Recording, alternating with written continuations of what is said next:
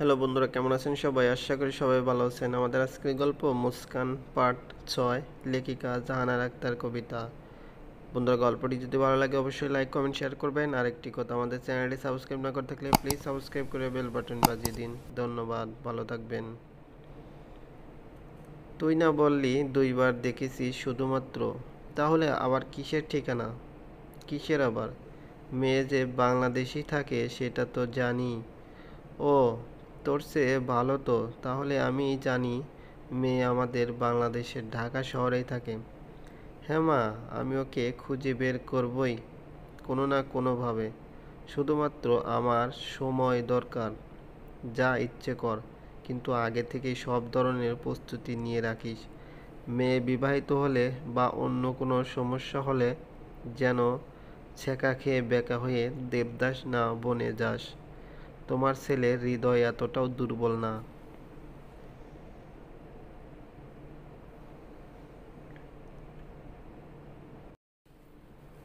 ছেলের হৃদয় না হলেও ছেলের বাবা মায়ের হৃদয় কিন্তু শক্ত নয়। বয়স হয়েছে, নিঃশ্বাসের কোনো বিশ্বাস নেই। আজ আছি তো কাল নেই। মরার আগে তোর বউ বাচ্চা নিয়ে খেলে যেতে চাই। এমনিতেই 28 পেরিয়ে গেছিস, আর কত অপেক্ষা করবো বল? 2 মাস সময় দিলাম। 2 মাসের মাঝে যদি মেয়েকে পেয়ে যাস তো ভালো, কিন্তু 2 মাস পর আমি আর কোনো কথাই শুনবো না। আমাদের পছন্দ করা মেয়েকেই বিয়ে করতে হবে তোর। সে পরেরটা পরে দেখা যাবে। এখন তুমি যাও, আমি ঘুমাবো। সে কি, খাবি না? না মা, বাইরে থেকে খেয়ে এসেছি। তুমি শুধু লাইটটা অফ করে যাও। আচ্ছা।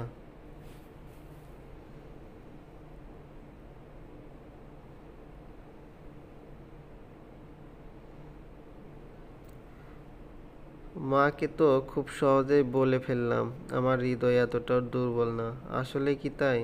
আদৌ কি আমি তোমায় ভুলতে পারবো মায়াবিনী? আমার ক্ষেত্রে লাভ এট ফার্স্ট সাইট না হলেও লাভ এট সেকেন্ড সাইট তো হয়েই গেছে। শেষের হাসিতে এভাবে কুপকাত না করলেই কি হতো না? মায়াবিনী, কবে তোমাকে দেখে এই তৃষিত নয়ন জোড়াবো? কবে তোমার দেখা পাবো? চোখ বন্ধ করলেই যে আমার মনের ক্যানভাসে তোমার ওই ম্লান মুখের হাসি মনে পড়ছে। আচ্ছা, তোমার ম্লান মুখের হাসি এত নজর কাড়া। যখন তোমার মুখের তৃপ্তির হাসি দেখবো আমি ঠিক থাকবো তো? এমন শত শত প্রশ্নের ভিড়ে ঘুমের রাজ্যে পাড়ি দিলাম। কিরে, এখনো ফুলে আছিস? এই দেখ, কানে ধরলাম। সরি বোন আমার, তুই একদম কথা বলবি না আমার সাথে। ওই হাঁদারামটা আমাকে ব্যাঙ বলল, আর তুই কিনা দাঁড়িয়ে দাঁড়িয়ে দেখে গেলি। কিছু তো বললিই না, উল্টো ওনাকে সাপোর্ট করলি। আমি সাপোর্ট করলাম কখন আবার? তার সাথে থেকে হা হা হি হি করে কি কে করছিল? কি করব বল? মিস্টার এহসাস যেভাবে গ্যাঙ্গর গ্যাং বলছিল, আমি একদম হাসি আটকাতে পারলাম না। আর তোদের ঝগড়াও কিন্তু ভালোই লাগছিল। তুই সবাইকে জব্দ করে বেড়াস, এবার তোকেও জব্দ করার মতো মানুষ এসেছে।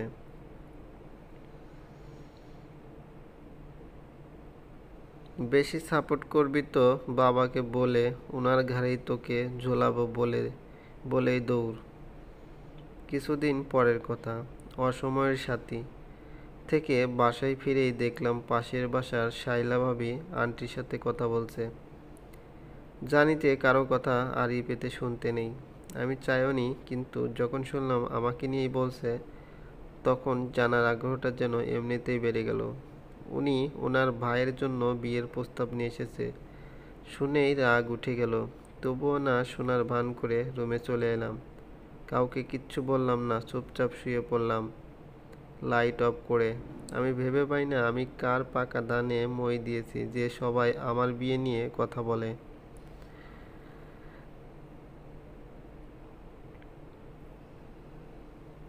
কই, আমি তো দেখতে ইংল্যান্ডের রানী এলিজাবেথ এর মতো সুন্দরী নই। না আমি ট্রয় নগরীর হেলেনের মতো অপরূপ রূপের রূপবতী। তবে আমার বিয়ের পিছনেই সবাই এভাবে হাত ধুয়ে লেগেছে কেন? 2 দিন পর পরই এখান থেকে সেখান থেকে বিয়ের সম্বন্ধ আসে কেন রে বাপ? আমার কি দুটো ডানা গজিয়েছে এই এই কয়দিনেই? এসবই বিড়বিড় করে বলছিলাম, এর মাঝে আশা এলো।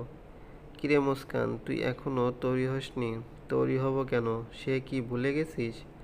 আজকে না আমাদের দাওয়াত, নিচের ফ্ল্যাটের আন্টির ছেলের না আজকে জন্মদিন, ভুলে গেলি? আমরা না সেদিন শপিং করতেও গেলাম, তারপর ওই শয়তানটার সাথে ঝগড়া হলো।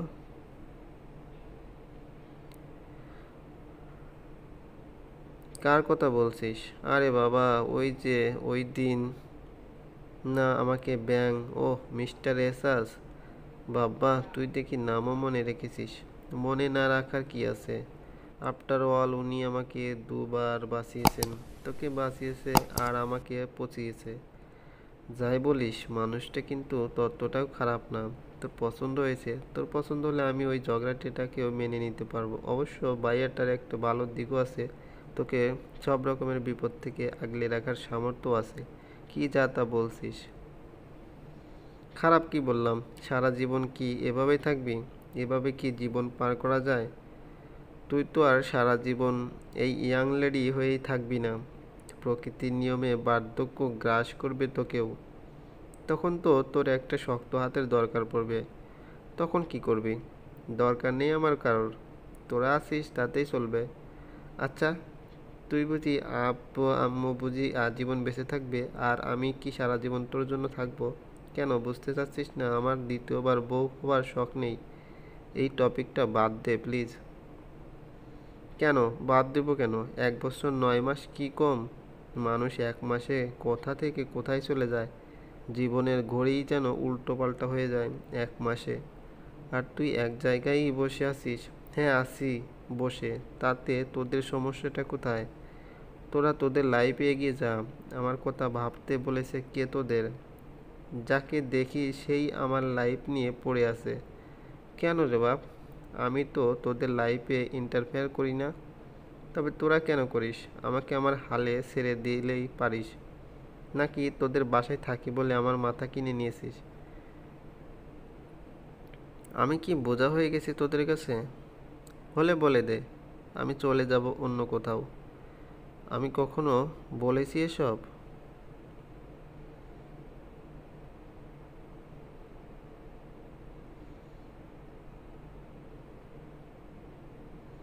সব কিছু মুখে বলতে হয় না। কিছু জিনিস মানুষের কাজকর্ম ও ব্যবহারে বোঝা যায়। যদি এই সবই নাই ভাববি, তাহলে কেন সবাই মিলে উঠে পড়ে লেগেছিস? আমরা তো তোর ভালোর জন্যই। এটাই তো সমস্যা। কে বলেছে তোদেরকে আমার ভালো করতে? আমি আমি বলেছি? বলিনি তো। আর কোনো তোদেরই দেখতে হবে আমার ভালো। আমি তো তোদের বাসার আশ্রিতা মাত্র। একজন আশ্রিতার জন্য এত দরদ কেন উতলে পড়ছে তোদের? মুস্কান, সত্যি রে, ওই দিন আম্মু বলেছিল না তুই আমাদের নিজের পরিবার হিসেবে কখনো মেনে নিতে পারিসনি? আসলে সেটাই ঠিক। আজকে তুই বুঝিয়ে দিলি আমরা তোর কতটা আপন। কথায় আছে না, এক গাছের ছাল হাজার চেষ্টায়ও কখনো অন্য গাছে লাগানো যায় না। সেটাই ঠিক। পর পরই থাকে। পর কখনো আপন হয় না। তোর জন্য যদি জীবনও দিয়ে দেই, তবুও তুই সেখানে আমাদের স্বার্থই খুঁজবি। সরি রে, আর কখনো বিরক্ত করব না তোকে। তুই থাক তোর লাইফ নিয়ে। শুধুমাত্র আব্বু আম্মুকে কথা দিয়েছিলাম বলে তোকে বোঝাতে এসেছিলাম। চলি রে বলেই দরজা ধারাম করে আটকে দিয়ে গেল।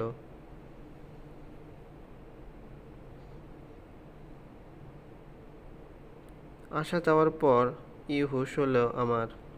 কি বলতে কি বলে ফেললাম। দৌড়ে দরজার দিকে গেলাম। দরজার ওপাশে একজোড়া শীতল ছাউনিতে একজন মানুষ আমার দিকে তাকিয়ে আছে। তার দিকে তাকিয়ে যেন আমার অন্তরাত্মা কেঁপে উঠল। নিজেকে অপরাধী মনে হচ্ছিল। চলবে বন্ধুরা, এই গল্পটি যদি ভালো লাগে অবশ্যই লাইক কমেন্ট শেয়ার করবেন। আর আমাদের চ্যানেলটি যদি সাবস্ক্রাইব না করে থাকেন, প্লিজ সাবস্ক্রাইব করে বেল বাটনটি বাজিয়ে দিন। ধন্যবাদ, ভালো থাকবেন। Tata, bye bye.